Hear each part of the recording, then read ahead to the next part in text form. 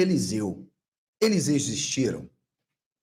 Como nós podemos entender esta narrativa construída pela tradição e quais os motivos que levaram à criação e invenção de dois personagens que são revestidos de poderes sobrenaturais, ou podemos chamar características fantásticas, do ponto de vista de uma visão mais teológica e menos do mito quanto mito, em relação a estes dois profetas. Um modelo de identidade antissincrética, mas de alguma forma sincretizada. Ou seja, você vai aprender e vai ler futuramente na minha tese, seja lá como eu for publicar, de que existe um rival exclusivo contra Javé. Javé não está preocupado, inclusive, com o banimento ferozmente de tantos outros deuses, mas tem ali um Deus exclusivo que dialoga com todos os deuses senhores e com uma deusa, que Javé se volta totalmente, ou à tradição. Você não vai perceber essa mesma crítica potencializada aos outros deuses, sobretudo a um deus de um panteão aí exclusivo, como a este Deus. Alguém aí sabe que Deus eu estou falando? Pode comentar. Tem um Deus onde a tradição passa todos os livros ridicularizando, banindo, atacando, violentando, assassinando os seus adoradores. Vamos ver se vocês que estão participando comigo aqui estão já aprendendo a conhecer a Bíblia a partir de nossa metodologia. Você pode comentar aqui, mesmo que você tenha lido em português, qual é o nome do Deus, exclusivamente, que vira justamente o alvo número 1 dos judaítas e de Judá.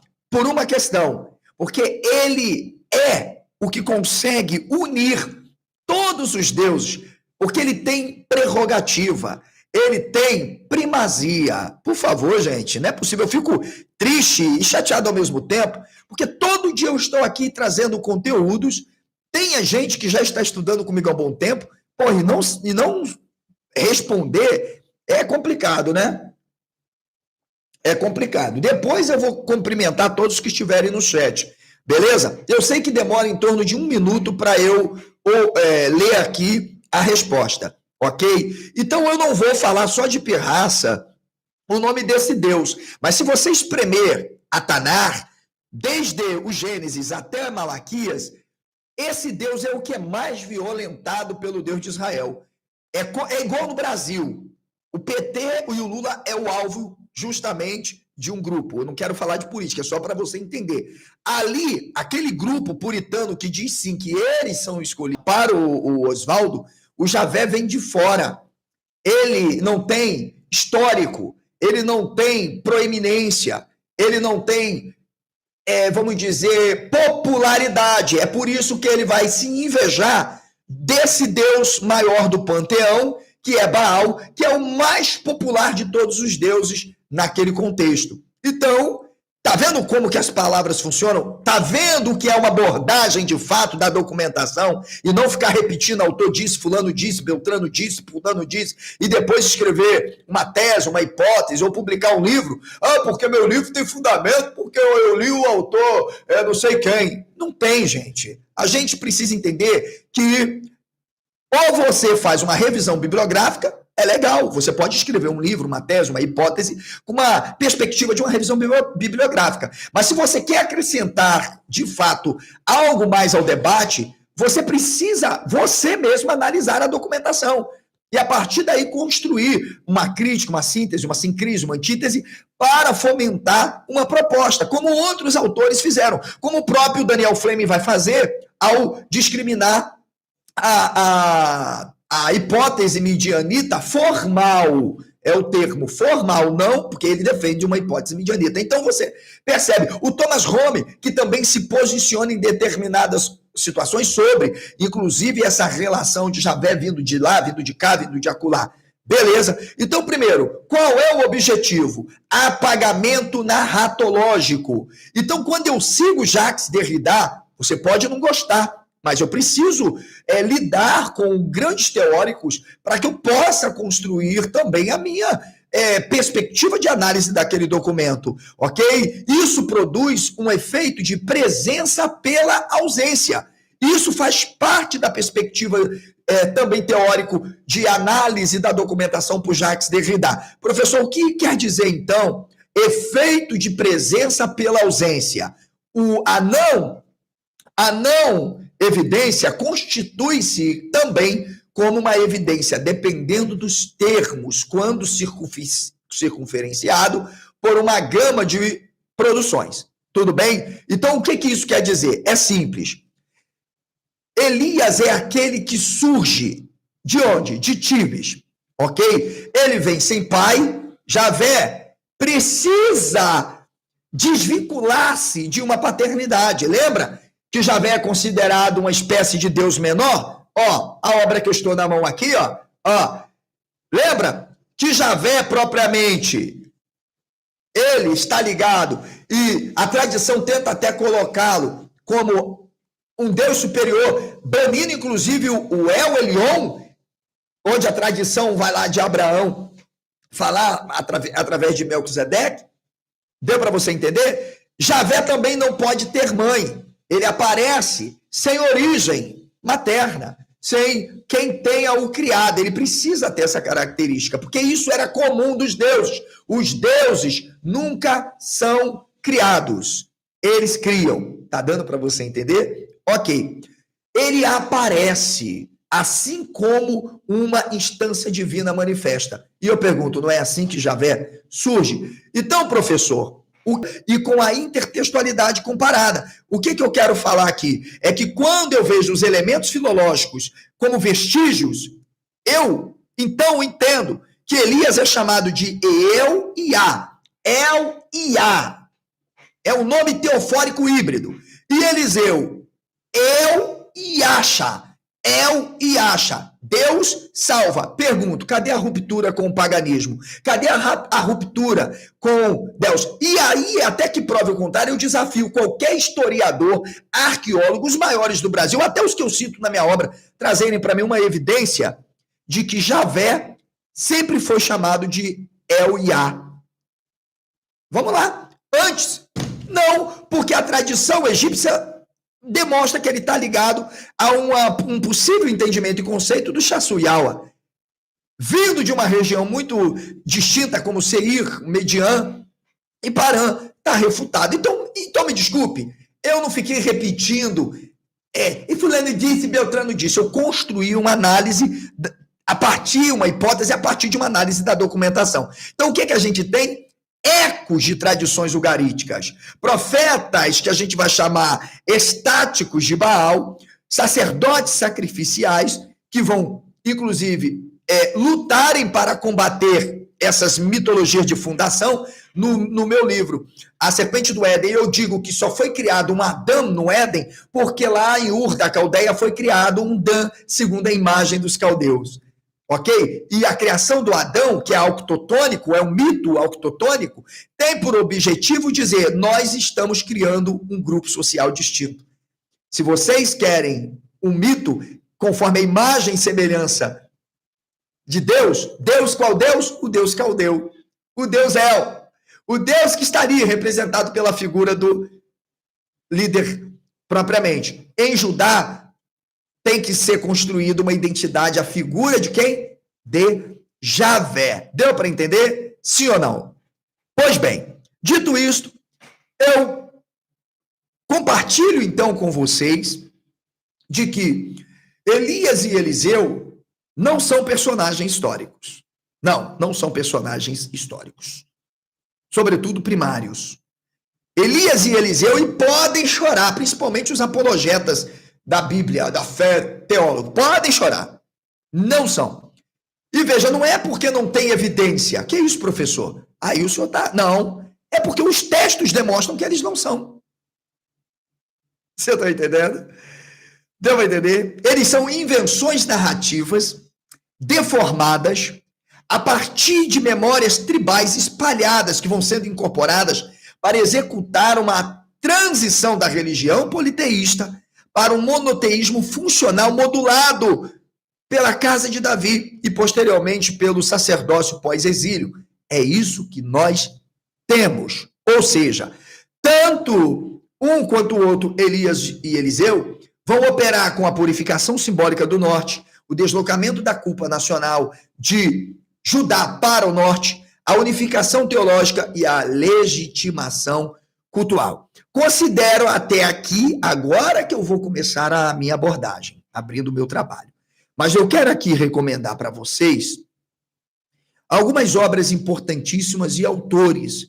Se você quiser ser membro do meu canal, além dos meus conteúdos, eu separei uma biblioteca especial. A gente tem uma biblioteca com mais de 30 mil materiais e temos uma biblioteca especial, onde eu separei 64 livros, teses, dissertações, mas são mais livros publicados a partir dessas teses, exclusivas sobre a Bíblia hebraica, numa análise profunda desse diálogo intercultural, ok? Então, se você se tornar membro, prêmio, lembrando, membro, prêmio. Eu falei, gente, mais tarde eu vou fazer uma outra live, assim, assim, assim. Depois dessa live, pode ter certeza, os que discordam de mim vão começar a fazer vídeos, ou vão fazer isso, ou vão fazer aquilo, ou o próprio... aí eu mostrei que eu fui lá e publiquei na página da Folha de São Paulo um convite ao jornalista para ver se ele aceita pelo menos um bate-papo, para mostrar que ele falou muitas contradições. Então, eu estou mostrando, pessoal, para vocês, tá? Tá aparecendo aí? Tá aparecendo, pessoal? Só comenta para mim se tá aparecendo, que para mim demora aqui, ok? Então, olhem bem aí, por favor. Eu estava analisando o conteúdo desse cidadão, que foi uma entrevista, falou assim, coisas absurdas. E entre elas, cara, a desconstrução narrativa, fazendo uma teologia. E aí eu avisei, falei, gente, mais tarde eu vou estar fazendo uma live, ok? Assim, assim, assim, porque não sou eu que está preocupado, gente. Eu não estou preocupado, basta eu ler um autor aqui, basta eu ler um autor, isso já está vergonhoso. Amanhã já tem gente falando de coisas sobre mim. Se eu critico Jesus histórico, aparece amanhã o cara falando lá de mim. Ok? Se eu falo de Jesus não sei de quê, aí aparece o outro falando de mim. Se eu falo do Mateus Fugita, aparece o outro falando de mim. Ou seja, isso já é doença mental. Essas pessoas estão doentes, gente. Senhores, isso não é normal.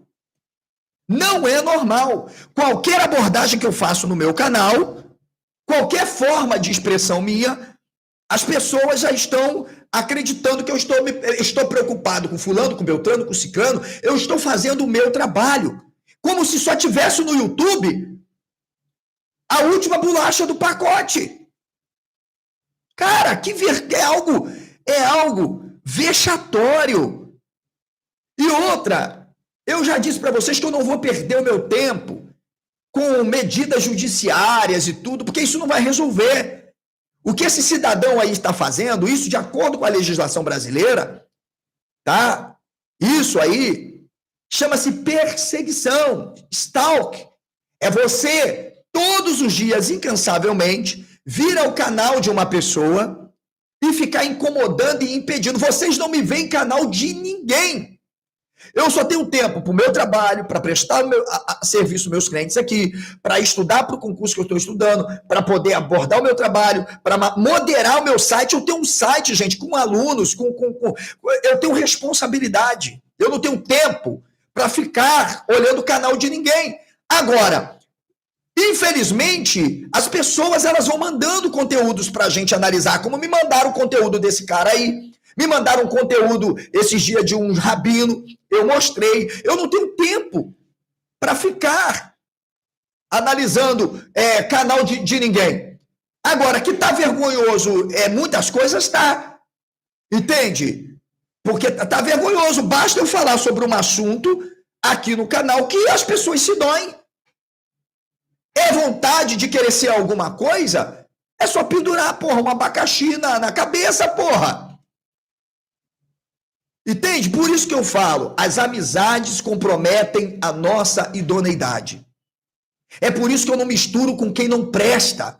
Veja, até hoje aqui no YouTube, eu não me misturo com quem não presta. Pessoas que não prestam sempre vão abraçar as pessoas que não prestam.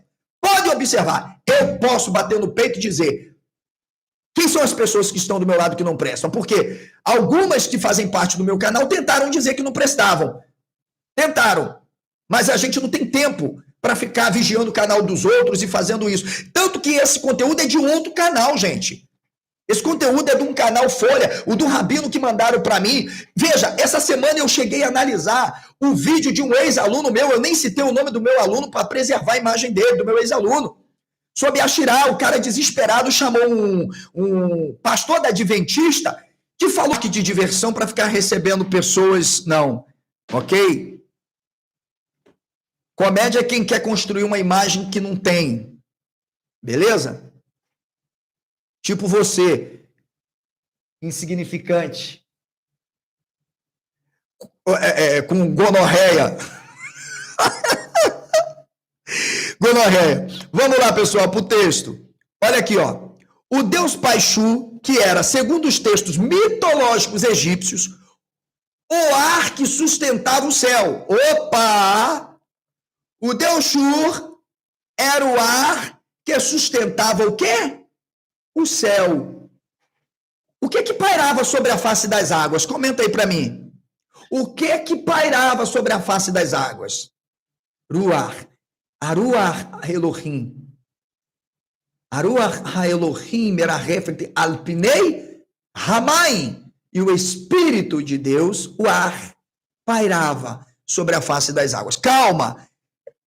Sua contraparte feminina era Tefnut. Olha como é que tem uma contraparte feminina. Tudo tem que ter contraparte feminina. A deusa da umidade. Ok? Ponto. Eu já posso parar aqui. Ok, pessoal? Parar aqui para vocês entenderem. Aliás, não, eu vou mostrar aqui os textos que eu analiso e vou desenvolver a posteriori. Eu acho que nesse sentido eu tenho obrigação só de mostrar a análise que eu vou fazer, ok? Ó, vai aparecer, vai demorar um pouquinho, mas vai aparecer, tá, gente? Todos esses textos eu vou analisar, porque eu faço exegese, ok? Eu faço análise interna da Bíblia. Você está entendendo? Eu vou analisar essas relações, ok? Aí eu cito esse livro que está aqui na minha mão, ó, do Fontoura, o documento que ele traz justamente na página que eu estou mostrando para vocês.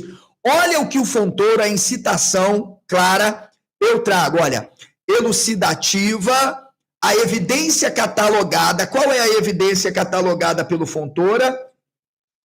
Esses documentos que eu mostrei aqui para vocês, que é aquela imagem de Faraó, aqui, ó, mostrando a lua e o sol como astros, como colunas para governar. Então, eu trago elucidativa a evidência catalogada por Fontoura na página 162 sobre como os egípcios utilizavam da propaganda memorial dos deuses faraós com o propósito de manter o poder político e religiosos, de modo que, agora eu trago a citação direta do autor. Vamos ver o que o autor, ao analisar a documentação, ele vislumbrou, interpretou, já que eu não sou especialista em cuneiforme, ok?